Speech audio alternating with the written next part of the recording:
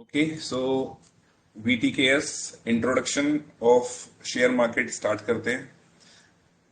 ठीक है Krishna, yes sir. बताओ क्या क्या डिस्कस करें। पहले हम इंट्रोडक्शन में अब हमें एक सीरीज स्टार्ट कर रहे हैं जिसमें हम लोग एक्सप्लेन करेंगे अपने इंडिकेटर्स के बारे में, बट थोड़ा सा पहले एक टाइप ऑफ ट्रेडर डिस्कस कर लें। क्या बोलते हो? सर अपन तो स्विंग ट्रेडर है, तो पहले आप ये मिथ क्लियर कीजिए कि स्विंग ट्रेडर होता क्या है, किस टाइम फ्रेम पे करना चाहिए, कौन सा हम्म। कन्वीनियंट टाइम फ्रेम हमें यूज करना चाहिए, इस पर नहीं थोड़ा देखो, डिस्कस हम कीजिए। स्विंग ट्रेडर हैं लेकिन हर आदमी स्विंग ट्रेडर तो नहीं होता। बट एक बार थोड़ा एक्सप्लेन कर लेते हैं कि भाई टाइप ऑफ ट्रेडर क्या है और कैसे कैसे उनका काम किस किस माइंड सेट के साथ वो ट्रेडिंग करते हैं लोग। थोड़ा सा एक इंट्रोडक्शन उस पर बात कर लेते हैं, ठीक है ना? ये सही रहेगा। ओके। सो पहले एक ट्रेडर टाइप ऑफ ट्रेडर की बात करते हैं। सो ट्रेडर होते हैं हमारा एक इन्वेस्टर। Sir yes. ठीक है। एक एक आपका हो गया पोजिशनल ट्रेड बोल देते हैं, स्विंग ट्रेडर को पोजिशनली बोलते हैं। सर पोजिशनल तो हो जाएगा 2-3 क्वार्टर का, और स्विंग अच्छा, हो जाएगा 2-3 मंथ का, वन वन क्वार्टर का। तो इसको भी रख लेते हैं फिर। ठीक है। पोजिशनल को भी रख लेते हैं क्योंकि हम तो हमारे पास तो स्ट्रेटेजी पोजिशनल वाली भी है। हम्म। ठीक है, स्विंग ट्रेडिंग हो गया, स्विंग ट्रेडर हो गया। और इंट्राडे। एक इंट्राडे, इंट्राडे हो गया। बस यही है। Yes sir. ठीक है जी, ये हमारे हो गए टाइप ऑफ ट्रेडर। हम्म। ठीक है, अब इनको थोड़ा सा एक्सप्लेन कर लेते हैं। इन्वेस्टर क्या है? इन्वेस्टर वो हैं जो एक किसी स्टॉक को बाई कर लेते हैं। वो आई थिंक फंडामेंटली ज्यादा बिलीव करते हैं रेदर देन टेक्निकल एनालिसिस। तो वो एनालिसिस दो टाइप की हो गई। ये टेक्निकल एक हो गई एनालिसिस को, चलो एनालिसिस पे भी बात कर लेते हैं। तो एनालिसिस एक होती है फंडामेंटल हम्म। और एक होती है टेक्निकल। Yes sir. और एक और होती है टाइप ऑफ, क्या बोलते हैं, न्यूज पर या न्यूज बेस पर ट्रेड करते हैं कुछ, है ना? और यस। किस पर करते हैं? इवेंट पर, और न्यूज इवेंट्स एंड कुछ और। नहीं सर, ठीक है। चलो ये रखते हैं। ठीक है, तो फंडामेंटल एनालिसिस वो होती है जिसमें हम कंपनीज की बैलेंस शीट और प्रॉफिट एंड लॉस स्टेटमेंट और ये एसेट्स लायबिलिटीज ये सब चीज स्टडी करते हैं।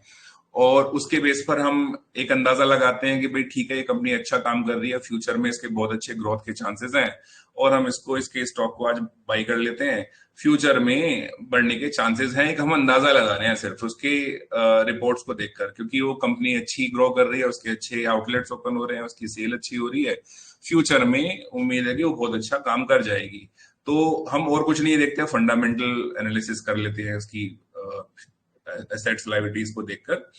उसके बाद में ये बेसिकली कौन लोग होते हैं जो ये सब चीज करते हैं? वो इन्वेस्टर हो जाते हैं। और इन्वेस्टर जो होते हैं वो पैसा लगाया, वो कुछ 2 महीने 6 महीने के लिए तो लगाते नहीं है, वो सालों साल के लिए लगाते हैं। कोई जैसे फॉर एग्जांपल कोई एक स्टॉक लेने से निफ्टी ले लेते हैं, तो किसी ने एक अच्छी अपॉर्चुनिटी देखी होगी कोविड क्रैश में, तो यहाँ पैसा लगा दिया होगा, आज तक उसको होल्ड करके बैठा हुआ है। इसमें बड़ा पेशेंस चाहिए, बहुत टाइम लग जाता है, सालों साल लग जाते हैं। स्टॉक नहीं चला, अब ये किस्मत है, अगर नहीं चल पाया, वो जो आपकी एनालिसिस है नहीं चल पाई, तो सालों साल आपका जो पेशेंस है वो वहां पर आपको टेस्ट करेगा। तो इसमें जो ग्रोथ के चांसेस हैं बहुत मल्टीपल, रिजल्ट बहुत आपका जो पैसा है बहुत तेजी से बढ़ता है। अगर मैं यहाँ देखूं तो जैसे निफ्टी कोविड क्रैश से देखें तो 200% का रिटर्न दे चुका है। 200%, यानी कि आपने लाख रुपए लगाए तो उस पर 200% का रिटर्न आ गया होगा। तो अगर ऐसे देखें तो इस तरीके से भी हो जाता है।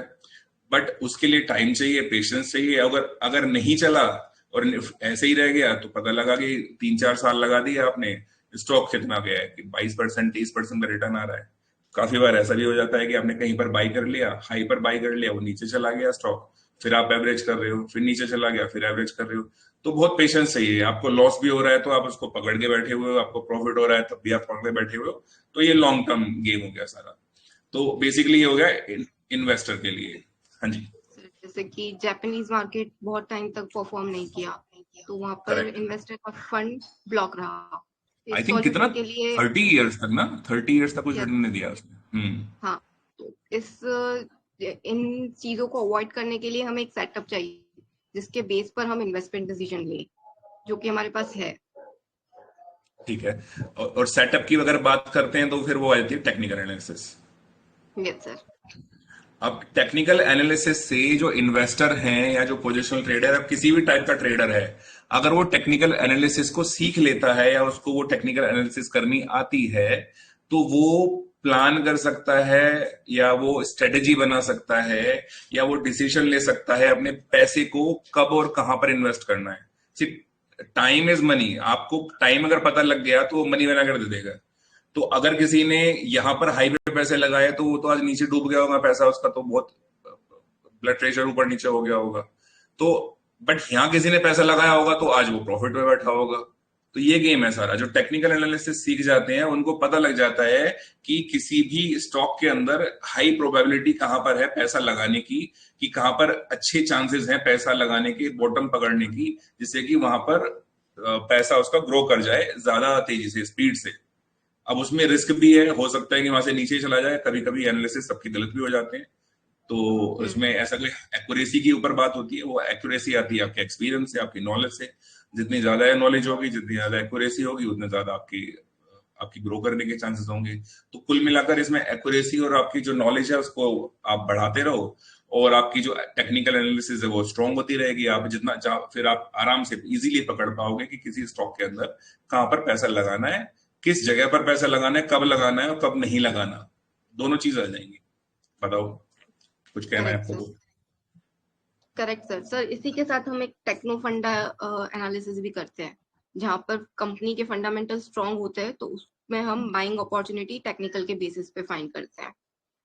हाँ बिल्कुल, वही वाली बात हो गई, सही बात है। और उससे अच्छी बात क्या होगी कि हमने फंडामेंटल भी देख लिया उस कंपनी का, उसका टेक्निकल एनालिसिस भी कर लिया, दोनों एनालिसिस कर लिए, दोनों तरफ से हमें पूरा कॉन्फिडेंस आ गया। और बस फिर तो लगाओ पैसा, बनाओ पैसा। Yes sir. सर अभी आफ्टर जो ये क्रैश आया है निफ्टी में, अभी बहुत सारे फंडा टेक्नो फंडा स्टॉक्स और पिक्स बहुत रीजनेबल रेट पर मिल रहा है। करेक्ट।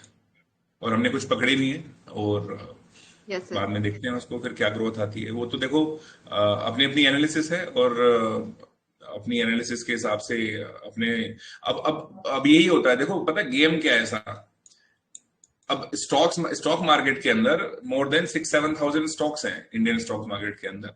अब उसमें से पकड़ना किसको है, कौन से वो स्टॉक्स हैं जो अब ऊपर जाने के लिए तैयार हैं, वो कैसे पता लगाएं, है ना? अब कोई किसी के कजन ने बोल दिया, किसी के फ्रेंड ने बोल दिया, किसी ने न्यूज़पेपर में पढ़ लिया, किसी ने फ्रेंड के फ्रेंड, किसी फ्रेंड के फ्रेंड ने बोल दिया।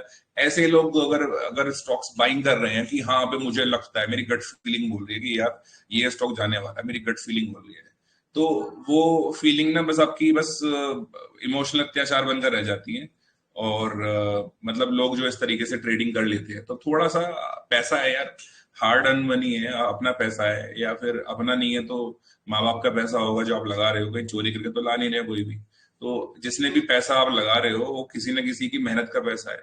तो थोड़ा सा उस पैसे को हम लोग थोड़ा लॉजिकली पैसा उसको इन्वेस्ट कर दें, उसको रिस्क ना लें उस पर अननेसेसरीली, लॉजिकल रीजन के साथ उसको पैसे को लगा दें तो ज्यादा अच्छा है, क्योंकि किसी की मेहनत का पैसा है, वो किसी ने बहुत मेहनत करके उसको बनाया है। ठीक है, अगर हो सकता है कि मैं अपनी खुद की अर्न किए हुए पैसे को नहीं लगा रहा, तो भाई अपने माँ बाप के पैसे को लगा रहा हूँ, तो यार कम से कम उनकी मेहनत को हम लोग रेस्पेक्ट करें और उसको ठीक से पैसे को लगाएं। ऐसे किसी के पूछने से या किसी के बताने से या कहीं पर सुनने से हम पैसे ना लगाएं, तो थोड़ा सा वो ज्यादा अच्छा लगता है। Correct sir. ठीक है, तो अपना फंडा क्या हो गया? अपना फंडा है knowledge, knowledge and experience.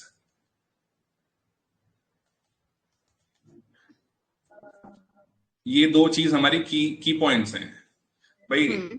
Knowledge लो, बहुत अच्छे से नॉलेज लो, फंडामेंटल भी सीखो, सही बात है, बैलेंस शीट पढ़ना सीखो। वैसे तो कॉमर्स का पार्ट है, जो साइंस बैकग्राउंड के लोग हैं उनको थोड़ा सा प्रॉब्लम हो जाती है समझने में कि ये सब क्या चीजें हैं, बट कोई रॉकेट साइंस तो है नहीं। जब उन्होंने साइंस पढ़ ली तो कॉमर्स भी पढ़ लो, थोड़ी सी बेसिक बेसिक चीजें पढ़ लो।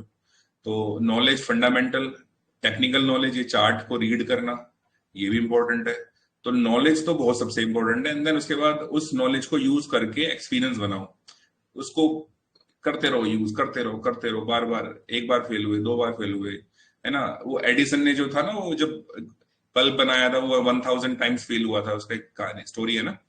तो वो Yes. करता रहा, एक्सपीरियंस लेता रहा, बनाते बनाते वो सक्सेसफुल हो गया। तो वही चीज करनी है, नॉलेज से एक्सपीरियंस रखना है, एक्सपीरियंस से आपका आपका एक्यूरेसी आ जाएगी।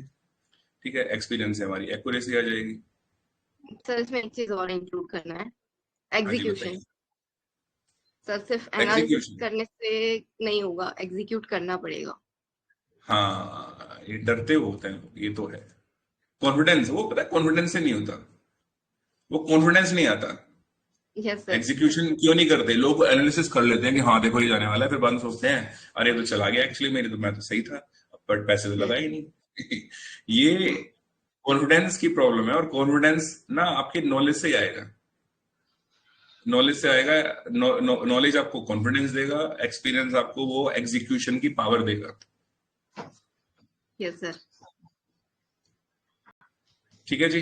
तो फंडामेंटल हो गया, टेक्निकल एनालिसिस क्या हो गया? टेक्निकल एनालिसिस ये हो गया चार्ट्स को रीड करना, जिसमें हम अब जैसे कोई भी स्टॉक ले लेते हैं तो इस तरह की रेड एंड ग्रीन कैंडल बन रही होती हैं, और हर स्टॉक के अंदर आपको इस तरह से मूव मिलता है, ऊपर जाता है फिर नीचे जाता है, फिर ऊपर जाता है फिर नीचे जाता है। ये मार्केट, कोई भी स्टॉक होता है वो ऐसे ही चलता है, ऊपर जाने का तरीका इसका ऐसे है, स्टेप्स। मतलब हम अगर हमें ग्राउंड फ्लोर से फर्स्ट फ्लोर पे जाना है तो हम कैसे चलते हैं? स्टेप्स पे चलते हैं ना, ऐसे हम्म। स्टेयर्स चढ़ते हुए। तो स्टेयर्स चढ़ते हैं, अगर हम एक हमें रैंप दे दिया जाए तो रैंप पर चढ़ना थोड़ा सा डिफिकल्ट हो जाता है। रैंप पर अगर बैलेंस बिगड़ जाए तो आदमी वापस नीचे फॉल भी कर सकता है। तो रैंप पे नहीं चढ़ना, हमें स्टेयर्स पे चढ़ना है, लेडर पे आराम से चढ़ के ऊपर जाना है। तो यही तरीका मार्केट का भी है। मार्केट भी यही कहती है कि भाई हमें एकदम ऊपर नहीं जाना, एकदम नीचे नहीं गिरना, हमें स्टेप्स के साथ जाना है, ऐसे ऐसे जिगजैग करते हुए जाना है। और यही मार्केट का तरीका है। मार्केट हो, कोई भी हो, स्टॉक हो, क्रिप्टो हो, कोमोडिटी हो, गोल्ड सिल्वर कुछ भी हो, वो ऐसे ही चलती है। और इसको भी पढ़ने का तरीका होता है। ये हम पता लगा सकते हैं कि जो मार्केट यहाँ से जो फॉल आ रहा है वो कहाँ तक आएगा, उसको हम एनालाइज कर सकते हैं, उसका एक अंदाजा लगा सकते हैं कि कहाँ तक फॉल आएगा। ये एक अंदाजा लगाया जा सकता है, इसको रीड किया जा सकता है, 100% पॉसिबल है। मतलब मैं 90% 50% की बात करेंगे, 100% पॉसिबल। सर और ये जब पता चल जाता है ना, तो प्री मूव हम कैप्चर कर सकते हैं, और प्री एनालिसिस करके पहले से ही हमें आइडिया रहता है कि यहाँ से अगर इसने ये लेवल ब्रेक किया है या ये सपोर्ट ब्रेक किया है तो कहाँ पर जाकर वो अटकने वाला है। तो वो जो on the spot panic create होता है उससे बहुत ज्यादा बच सकते हैं। करेक्ट, सही बात है, सही बात है। जो पैनिक में चीजें होती हैं, बिल्कुल ठीक बात है। सर तो सो हमारा की तो knowledge, experience, accuracy and execution पर है एक्यूरेसी, अभी। हम्म। हाँ, एक्सपीरियंस, एग्जीक्यूशन और लिख देते हैं।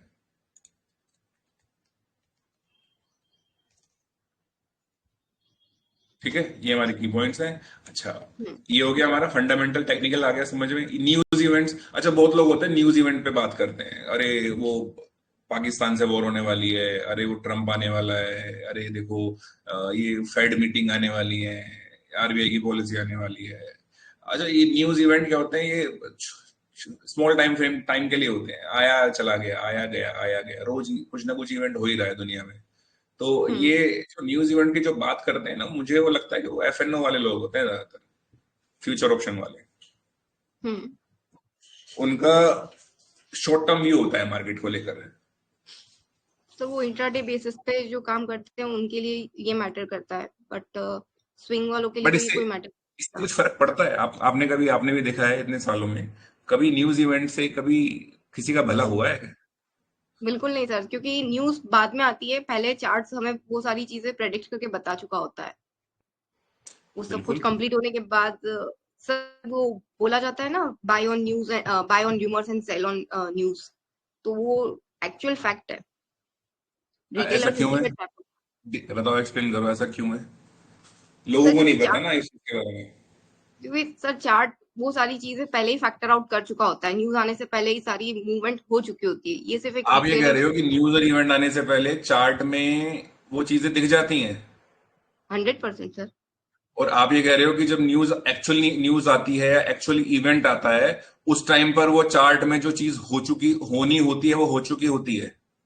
Correct sir. सर अभी का हम रिसेंट एग्जांपल ले, तो जो ऑपरेशन हम्म। सिंदूर हुआ था उसके पहले ही मार्केट ने हमें इंडिकेशन दे दिया था, और इनफैक्ट हमारे ग्रुप मेंबर्स में तो बहुत लोगों ने पुट में पैसा बनाया था उस टाइम पर। आप देखिए next day gap down open होते ही वो पूरा बाइंग पावर से ऊपर चला गया। लोगों ने वहां पर शॉर्ट किया होगा, नहीं क्योंकि न्यूज है, न्यूज आई है, बैड न्यूज आई है, वॉर हो गई है। लेकिन करेक्ट। जिसने पैसा बनाना था वो तो पहले ही शॉर्ट करके बैठा था, और वो जब न्यूज आई तो उसने अपना profit book, actually news event में तो प्रॉफिट बुक होते हैं, इसका मतलब ये हुआ ना। Yes sir. सर उस लेकिन दिन जो मॉर्निंग जनरल पब्लिक है वो उसको वहां पर बाई करती है न्यूज पर। सर जो हम बीटीएससी लेकर आए थे, तो उस दिन हमने मॉर्निंग में सारे पोजीशन स्क्वायर ऑफ किए थे, और उस टाइम पे लोग नए शॉट्स बना रहे थे, देन ट्रैप हो गए। करेक्ट। तो ये और न्यूज इवेंट पर तो ट्रेड करना बंद करना चाहिए, ये तो बिल्कुल बकवास चीज है। मतलब सर ये ऑफ कोर्स तो जो न्यू लोग हैं जो आ, फंस गए हैं, वो किसी गलत लोगों के, ये गलत लोगों के चक्कर में पड़ गए हैं ना, तो वो वहां पर परेशान रहते हैं फिर। हाँ बताओ, कुछ सर कहते आपको हैं। एक और एग्जांपल बताती हूँ। सर अभी डिक्सॉन का रिजल्ट आया था, रिजल्ट काफी इम्प्रेसिव था। तो नेक्स्ट हम्म। डे वो पहले प्राइस में फैक्टरिंग था, नेक्स्ट डे उसे गैप अप ओपन होना था, उसकी जगह गैप डाउन हो गया, और सब जिन लोगों ने कॉल्स लिए थे वो सब वापस फंस गए उस दिन। वो स्टॉक नियर अबाउट 5 to 10% नीचे हो गया, अच्छा। क्योंकि उसके पहले ही एक दिन पहले ही वो सारी चीजें चार्ट पर फैक्टर इन हो चुकी थी रिजल्ट आने से हम्म। पहले, और नेक्स्ट डे उस हम्म। पर रिस्पॉन्स आना था, तो वो रिस्पॉन्स पूरा नेगेटिव रहा, तो वहां पर वापस ट्रैपिंग हुई। करेक्ट। सर मैं तो यही प्रेफर करती हूँ कि जिसमें न्यूज और इवेंट हो वो स्टॉक को उस दिन पर तो एटलीस्ट कुछ मत करो, नई पोजीशन तो मत लो। जो करना है उसे पहले करके बैठ जाओ, उस दिन कुछ नहीं करना। अब न्यूज आई है तो अब जो बैठे हुए हैं चीजों को करके, चीजें उसके हम्म। हिसाब से चलेंगी, यस सर। आपके हिसाब से नहीं चलेंगी, कुल मिलाकर ये है। ठीक है।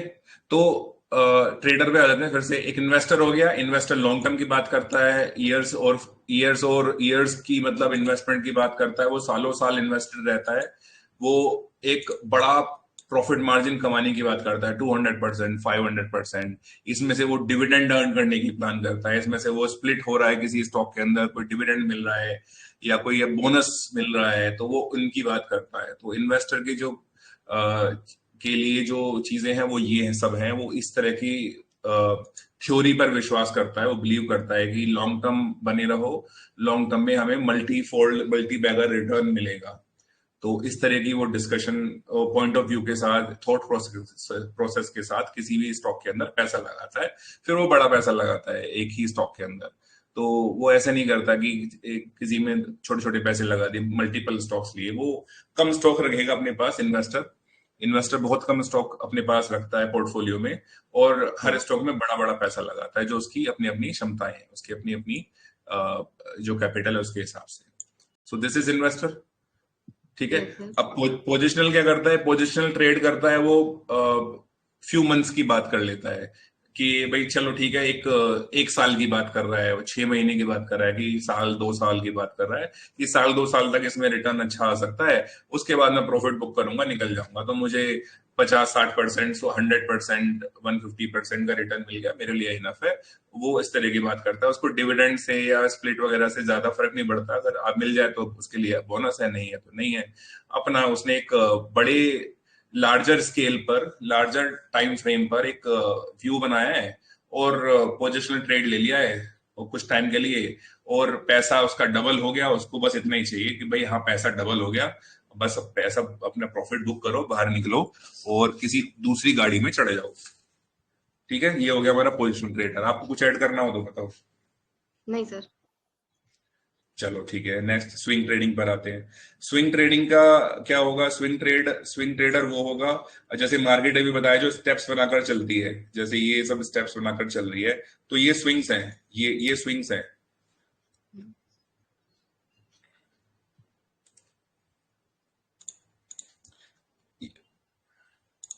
ये स्विंग्स होते हैं। अप, स्विंग अप, मतलब हम बात कर रहे हैं लॉन्ग करने की, मतलब हमें बाई करनी है मार्केट को, तो ये बाई होते हैं। तो जो स्विंग ट्रेडर होता है वो चार्ट को स्टडी करके इस तरह के जो अपसाइड के जो मोमेंटम आने वाले हैं उनको कैप्चर करने की कोशिश करता है, मैक्सिमम से मैक्सिमम वो कोशिश करता है कि मैं बॉटम पकड़ लूं और हाई पर बेच दूं, बॉटम पकड़ लूं हाई पर बेच दूं। मिड में भी निकल जाते हैं, कभी कभी बॉटम पिक करने से थोड़ा सा ऊपर पिक कर लेते हैं, कभी कभी टॉप से पहले बेच देते हैं। वो एक छोटा सा मोमेंटम जो मार्केट में आने वाला है उसको कैप्चर करने पर बिलीव करते हैं कि यहाँ पर बाई किया, यहाँ बेचा, दूसरे स्टॉक में चले गए, किसी उसके बॉटम पे पकड़ा, यहाँ पर बेचा, प्रॉफिट बुक किया, थर्ड में चले गए, फोर्थ में चले गए। इस तरीके से वो अलग अलग स्टॉक्स के अंदर इस तरह के जो मोमेंटम कैच करने की कोशिश करता है। नॉर्मली मोमेंटम आपको 30, 40, 50%, 20% इस तरह से आपको मिलते हैं, यानी कि इनको अंदाजा लगा लें 20 to 50% का जो मोमेंटम है वो कैच करने की उनका रहता है स्ट्रेटजी। सर जिसने स्विंग ट्रेडिंग करना सीख लिया ना, वो कंपाउंडिंग मशीन बन सकता है। कैसे, बताओ। सर एक स्टॉक में अगर आप 25% अर्न कर रहे हैं, वही इन्वेस्टमेंट प्लस प्रॉफिट आप दूसरे स्टॉक में इन्वेस्ट कर दीजिए, वहां पर आप वापस 25% रिटर्न अर्न कर रहे हैं। देन तो ऑफ स्विंग कोर्स ट्रेडिंग, पहली बात है मेरे ये बताओ, स्विंग ट्रेडिंग चलेगा कितने दिन? सर आई थिंक 1 क्वार्टर तक में आपको रिटर्न मिल जाना चाहिए 25% प्लस। चलो ठीक है, 1 क्वार्टर में 25% कह रहे हो, फिर उसमें अर्न किया, उसका जो प्रॉफिट आया उसको फिर नेक्स्ट क्वार्टर के लिए इन्वेस्ट कर दिया, फिर उसमें 20-25% कमा लो, फिर उसको आगे इन्वेस्ट कर दो, मतलब इस तरीके से आप 1 ईयर के अंदर आप कैपिटल डबल। हाँ री इन्वेस्ट करते जा रहे हो, उसको आप बढ़ाते जा रहे हो। Yes sir. हम्म। सर जैसे जैसे आपका जितना रोटेशन बढ़ेंगे उतना ही आपकी कंपाउंडिंग भी बढ़ती जाएगी, क्योंकि आप बट स्टार्ट कर रहे एक्यूरेसी हो वन। चाहिए इसके अंदर। यस सर, एक्यूरेसी भी चाहिए और कुछ में स्टॉप लॉस जाएंगे, ये भी हम मानते हैं। बट अगर हम्म। आपकी 80% भी एक्यूरेसी है, तो आप 1 ईयर में नियर अबाउट 80% प्लस आपकी कैपिटल ग्रो कर चुके होंगे। मैं तो कहता हूँ 50% एक्यूरेसी भी हुई, आप हम्म। अगर 50% एक्यूरेसी भी हुई और आप लेट्स से आप 20% आप प्रॉफिट अर्न कर रहे हो, या आप 25% आप प्रॉफिट अर्न कर रहे हो, 10% का स्टॉप लॉस जा रहा है, तब भी आप प्रॉफिट में निकलोगे yes sir. Overall. But hmm. But investor के साथ प्रॉब्लम क्या है कि उसको नहीं पता कि वो स्टॉक चलेगा नहीं चलेगा, कितने साल बाद चलेगा। स्विंग ट्रेडिंग में क्या है कि आप उसको आप चेंज करते जा रहे हो, आपके पास ऑप्शंस हैं बहुत सारे बाई करने के लिए, एक नहीं चल रहा है उसको निकल गया, दूसरे में आ जाओ, आपके पास चॉइस मिल रही है आपको इन्वेस्ट करने के लिए। बस वहां पर फिर यही आता है, नॉलेज, एक्सपीरियंस, एग्जीक्यूशन, एक्यूरेसी, यही सब कीवर्ड्स आते हैं, वो स्विंग ट्रेडिंग में आते हैं सारी चीजें। Yes sir. बट इजी है यार, और हम ट्रेडिंग में वी सर हैव एक ये स्ट्रेटेजीज, वी हैव या ऑल द स्ट्रेटेजी। 100% सर। हाँ बताओ। सर स्विंग ट्रेडिंग में हमें मार्केट मूव से भी तो इम्पैक्ट मिल जाता है ना, हमें आइडिया है कि अभी अगर मार्केट निफ्टी टॉप पर है, जैसे कि सर दिसंबर से हम शॉर्ट पर थे, तो हमारी पोजीशंस बहुत मिनिमल थी स्विंग ट्रेडिंग के लिए। जैसे ही हमें मार्च में फैब के एंड में कंफर्मेशन मिला, तो हमने बाय ऑन टिप करके ये पूरा स्विंग कैप्चर किया हुआ है। तो करेक्ट। हमारा जो इन बिटवीन आइडियल टाइम जाता है, वेस्ट होता है, वो नहीं होता है स्विंग ट्रेडिंग में। जहां पर हाँ तो आपको आपकी नॉलेज ये जो पॉलिश न्यूज करनी है, इवेंट आते हैं। टाइम मिल जाता है। और जहां पर आपको एग्जीक्यूट करना है, वहां पर आप डबल कैपिटल्स एग्जीक्यूट कर लो। सिर्फ सही करेक्ट बात, टाइम और करेक्ट अपॉर्चुनिटी का वेट करना है। सही बात है। जो न्यूज इवेंट अगर इस तरह के आते हैं, नेगेटिव आते हैं, मार्केट गिरती है, तो उससे पहले हम लोग अपना प्रॉफिट बुक करके बैठे हुए होते हैं, कैश में बैठे हुए होते हैं, और अच्छे न्यूज आ रही होती हैं, जब मार्केट ऊपर जाने वाली होती है हम उसमें इन्वेस्ट करके बैठे होते हैं। बस वो चीजें हमें एक्यूरेसी के साथ, अपनी नॉलेज के साथ हमें एग्जीक्यूट करनी है, वो हम कर लेते हैं आराम से। यही तो है सारा। Yes sir. ठीक है, इंट्राडे की बात कर लेते हैं। जुआरी लोग, गैम्बलर्स, जुआरी, इंट्राडे एडिक्टेड। ठीक है, मैं तो यही बोलूंगा, मैं तो यही बोलता हूँ इन लोगों को, एफएनओ वालों को, इनको एडिक्शन है, कुछ नशा है, कुछ एक मतलब एक एडिक्शन सा रहता है इनके साथ कि बस तो ये इंट्राडे वाले वो लोग हो गए जो आज पैसा लगाया आज ही करोड़पति बन जाए, आज पैसा लगाया कल सुबह गैप अप हो जाए, पता लगा 2-4 करोड़ रुपए अंदर आ जाए। अब पैसा लगाया कितना पूछो, 10,000 रुपए। तो इनके सपने होते हैं 5,000 रुपए के पुट लेकर आए हैं, 2,000 रुपए के पुट लेकर आए हैं या कॉल लेकर आए हैं, और सपना रहता है कि कल मॉर्निंग में गैप अप हो जाए, मैं कॉल लेकर आया हूँ और 2,000 रुपए की कॉल लेकर आया हूँ, और कल सुबह गैप अप हो जाए और भाई साहब 2,000 रुपए के 2 लाख रुपए बन जाए। तो इस तरह के सपने वाले जो लोग होते हैं वो इंट्राडे और ये सब करते हैं, एफएनओ करते हैं। और मैं तो इसके बारे में कुछ कमेंट करूंगा नहीं, आप ही बोलो इसके बारे में। सर मैं तो स्ट्रांगली अपोज करती हूँ इंट्राडे का। I really love swing trading. Sir जिसने ठीक है। स्विंग ट्रेडिंग सीख ली वो कंपाउंडिंग मशीन ही बन गया है इन शॉर्ट। हम्म, बिल्कुल ठीक बात है। तो इंट्राडे थोड़ा सा सब लोग दूर रहे तो ज्यादा अच्छा है इंट्राडे से, फ्यूचर ऑप्शन से दूर रहे तो ज्यादा अच्छा है। फ्यूचर ऑप्शंस के अंदर इंट्राडे आ, हाँ जी। हाँ, इंट्राडे से आप डेली के मार्केट के सपोर्ट रेजिस्टेंस फाइंड कर रहे हैं, डेली के मार्केट ट्रेंड को एनालाइज कर रहे हैं, तब तक ठीक है। बट आप इंट्राडे में ट्रेड ले रहे हैं वो मैं अपोज करूंगी, मुझे वो पसंद नहीं है। बट आप डेली का व्यू या कल का मार्केट व्यू लेना चाह रहे हैं तो आप इंट्राडे पर उसकी हेल्प ले सकते हैं कि मार्केट में कहीं पर कुछ नेगेटिविटी आ रही है। अगर कोई नेगेटिविटी आ रही है तो वो पहले इंट्राडे में आएगी, देन वो नेक्स्ट डे बीटीएसटी में ट्रांसफर होगी। तो उसके बेसिस पर आप उसके सपोर्ट के थ्रू आपके स्विंग को प्लान कर रहे हैं, then it's good, otherwise I don't suggest. ठीक है, तो ये फाइनल हो गया हमारा। ये investor is good, positional is good, swing trading अपने लिए हम जो प्लान कर रहे हैं भाई स्विंग ट्रेडिंग सबसे अच्छा है, और ये तो हमें करना ही नहीं है।